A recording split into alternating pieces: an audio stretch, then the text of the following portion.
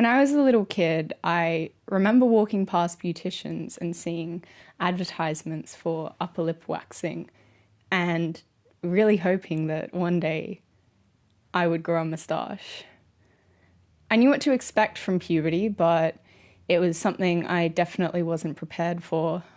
I hated that my body was changing, and a small part of me had hoped that it would grow into something that I needed it to, something that wasn't male or female, something that was me, which I had no frame of reference for then. At that stage in my life, I couldn't really grow up.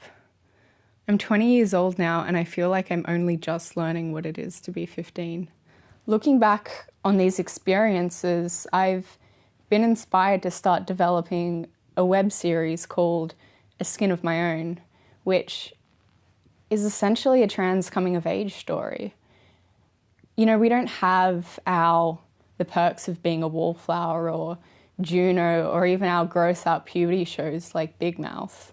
I think shows like Her Story and Transparent and Boy Meets Girl have done a good job at normalizing trans people in narratives, but I want to take it one step further, where transness isn't the central conflict. It is a conflict in complex people's lives who have many, many things going on, so many pots on the boil. I don't want to focus on how one singular trans person's identity causes so much conflict and chaos for the other cis people in the narrative.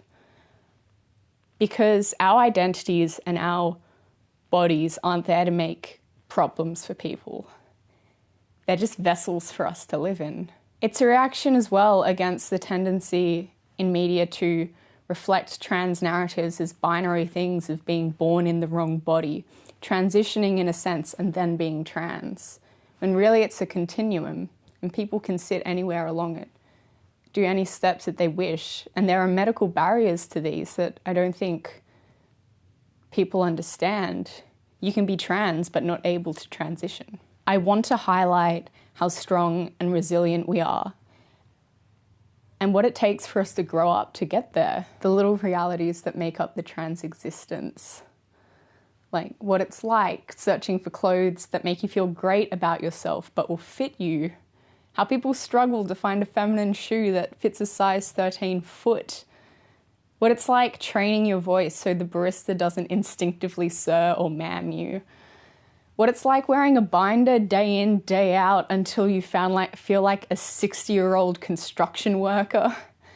And all the ridiculous questions we ask ourselves in doubt. And all the insensitive things that people say to us.